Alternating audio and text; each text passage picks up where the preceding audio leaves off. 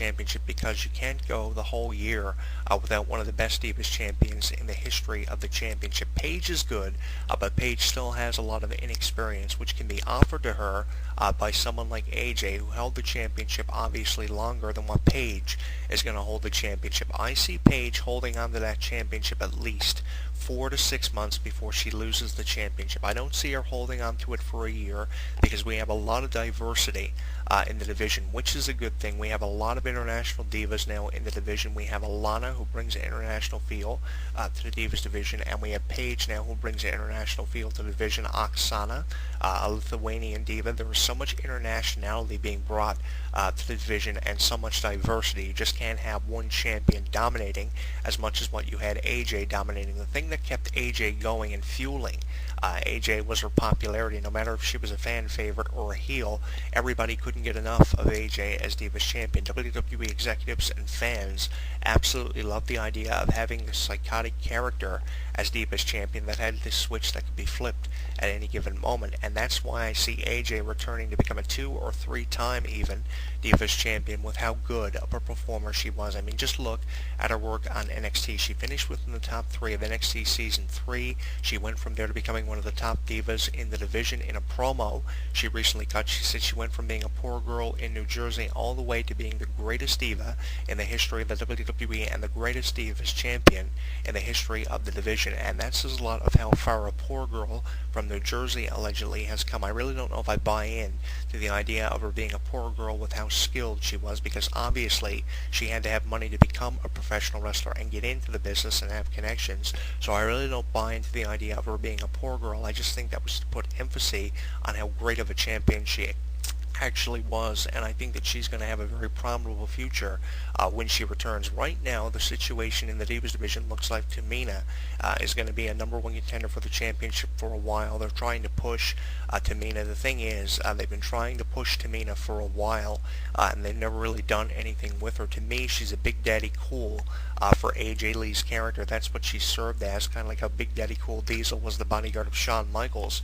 She kind of fits into the same role for AJ, and they've been trying to do everything for Tamina, and that's probably one of the reasons why they've kept AJ on television for as long as what they have. They've been trying to do everything for the daughter of Superfly Jimmy Snuka, and that family, the Snukas, have a lot of talent in their family. I've spoken to Tamina's father, Superfly Jimmy Snuka, here on this radio show. He believed at that time that his daughter Tamina had a prominent future in professional wrestling, WWE Hall of Famer. I think that she does. It's just going to take time to push Tamina, and that's probably one of the logical explanations as to why we haven't seen AJ on television. And after holding that championship for as long as what she did, it doesn't surprise me at all that she has not been given an opportunity at the championship, because she held the championship for as long as she did, and she needs to be given some time off to kind of rejuvenate and come back with a legitimate reason for challenging for the Divas Championship. Once the novelty wears off of Paige being Divas Champion, I don't see her holding on to that championship very much longer, because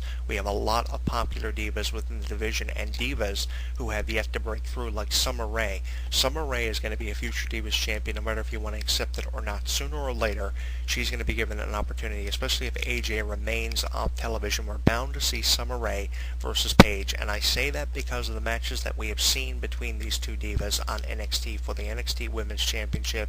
How great was it seeing Summer Rae and Paige's feud when Summer Rae revealed herself as a wrestler for the division after spending weeks on NXT as a ring announcer and saying the following contest is scheduled for one fall. She was very irritated by having to do that. That was her very first role on NXT, and when she unveiled that she was going to be wrestling on NXT and becoming a diva in the Divas division, I was really excited. From her very first promo, when she said that summer school was in session and she was going to take divas like Paige to the woodshed, I was really excited to find out where they were going to go with that, and I think that Paige versus Summer Rae within Paige's reign as Divas Champion is a match that is eventually going to happen. I'm not saying that AJ versus Summer Rae won't happen, because it probably will when AJ returns and eventually becomes Divas Champion again, but one of those two matches involving Summer Rae, with Summer Rae breaking through with her recent wins, is bound to happen. I mean, they're trying everything to start pushing other divas. Even Lana, as the spokesperson for Alexander Rusev, which is a very impressive athlete. She describes Alexander Rusev as the super athlete, and I think that she's going to have a prominent future as well. So the Divas division has never had more of an international feel than what it has right now. So there are probably 3 to 4 logical explanations as to why we haven't seen AJ on WWE television. I just hope she gets a rematch in somewhere throughout 2014 or by 2015 as a 2 or 3 time Divas champion. I've always been very impressed with AJ. I think she was one of the most technically sounded and gifted divas within the division. That's something that I will never ever deny because I've always been a huge fan of AJ. I didn't care if she was a fan favorite. I didn't care if she was a heel. I always made a point to reference the success of AJ either in a video blog, a written column for In This Corner with Jonathan Clarke, for Cheap Shots with Jonathan Clarke, our Google video blog. I've always made a point to reference the success of AJ, even to the point of throwing up videos and photos on our Facebook and Twitter at HW Entertainment and Jonathan Clarke 1, and I will never stop doing it because I think there are these divas that you can never give up on, and definitely AJ is one of those characters. She was one of the most unpredictable characters in the entire WWE, not just within her division, because as I said here earlier, AJ didn't need the Divas division as much as the Divas division needed AJ, and the Divas Championship wasn't needed by AJ as much as the Divas Championship needed AJ to hold the title. AJ doesn't need anybody to succeed in the division. She could succeed doing anything in the WWE. I'm surprised WWE didn't keep her in the role of being general manager with how popular she was when she was general manager. I mean, you were tuning into Raw every week wondering what she was going to do as the GM of the show. Nobody knew what AJ was going to do, and I'm going to go on record for saying she was one of the most popular general managers over all the general managers that we've had on Raw over the years, going back as far as Eric Bischoff in 2002. He was the longest reigning Raw general manager in history, and she was even more popular, I think, than one of the McMahons, being the general manager of Monday Night Raw. She's just as popular as what the Authority and Evolution were running the show. So I think that that's really unfortunate they didn't keep her in the role of being general manager. She's one of those divas that you can be very consistent and give her a role and keep her within that role 3 or 4 months. The only disadvantage is if she's a general manager or a manager of a talent like a CM Punk, the thing that's going to happen is that AJ's not going to be wrestling as much. So at least with her wrestling in the division and not having a role like that, she's a top contender and remains a top contender within the division. And I was really happy that WWE had taken the role of being general manager off of her because she was going to get away from just being an on-screen character and being in the corner of someone like a Daniel Bryan or a CM Punk. I believe Daniel Bryan was one of the first people she started managing on Friday Night SmackDown when Daniel Bryan won the World Championship and lost it within 18 seconds at WrestleMania. That was a great decision to have Daniel Bryan lose the championship at WrestleMania in 18 seconds because it allowed AJ to start competing in the division and start having more emphasis on her character rather than just standing in the corner of Daniel Bryan. It benefited both of those individuals, and the thing is, a storyline should benefit more than one individual. If the sole purpose of a storyline is to benefit one individual when you have 2 or 3 other individuals involved in the same storyline, there's really no point of doing it. But the Daniel Bryan AJ thing on SmackDown and Raw definitely benefited both of them because Daniel Bryan went on to become WWE World Heavyweight Champion and AJ went on to become the greatest deepest champion in history. So I really appreciated that, and I hope that when AJ finally resurfaces in the WWE and we see her again, she wrestles just as much and she is more determined than ever to become WWE Divas Champion, because on a 5-star scale perspective, you can easily rate AJ's reign as Divas Champion with how impressive it was. 5 out of 5 stars on a 5-star scale perspective. Now, I haven't written anything on AJ's loss of the Divas Championship. I did write a column where I commented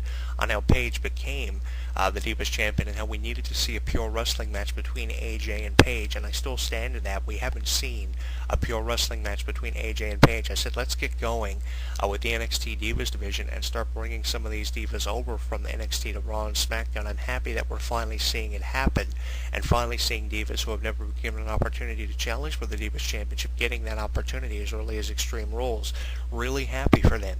But one thing that I want to see is a pure wrestling match between Paige and AJ. We have got to get that in there somewhere, because if we don't see it, it would be doing them an incredible amount of a miscarriage of justice in the words of Gorilla Monsoon, because they can give you a pure wrestling match. Paige and AJ, if given the opportunity, can go at least 15 minutes, and the perfect place to do it would be at a pay-per-view like SummerSlam. That would be a great way of getting the Divas division over. You can even throw in 3 or 4 other divas. You can go as far as a 6-pack challenge comprised of new talent, initiative divas, and divas with a lot of experience. That would be a great way of getting over both the division and Total Divas Season 2 with a new cast member in Summer Rae. And with everything going on for Summer Rae right now, she is an obvious suggestion for a top contender for that championship. I'm tired of hearing about the Natalya Neidharts and the Bella Twins always finding a way to become number one contender for the championship. We need something different, even if you have to have one of the Funkadactyls be the number one contender for the championship and knock off someone like Paige. Something needs to be done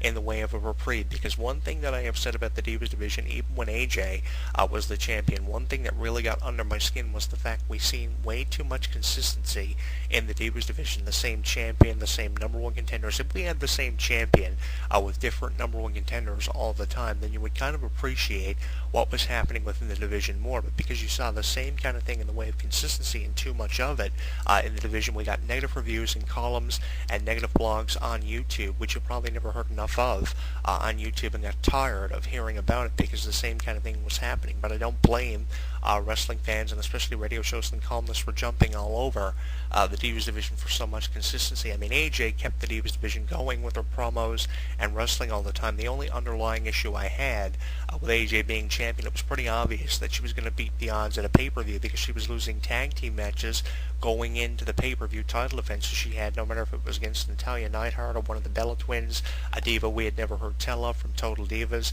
No matter who she was defending the title against at a pay-per-view, you knew she was going to win because she was losing every match, not only just tag team matches, but some singles matches as well going in to the pay-per-view, because she had to lose somewhere, and the only place she could lose was on television in either one-on-one matches or tag team matches, so you pretty much knew it was a dead giveaway. AJ was going to retain the championship. The first time we didn't know if AJ was going to win the championship, and where she probably should have coughed up the championship was at WrestleMania 30, because she had a 1 in 13 chance of winning the Divas Championship at WrestleMania 30, walking out of that match still the champion. So we didn't know if she was going to come out of the match as champion. That was probably the only time throughout her reign we didn't know she was going to win. When it came to a one-on-one match, even a three-way or a fatal four-way, it was pretty obvious that she was going to retain, and I wish it hadn't been that obvious for her reign. But when AJ looks back at the last 300 days, she should be very impressed with herself and how much she accomplished as Divas Champion.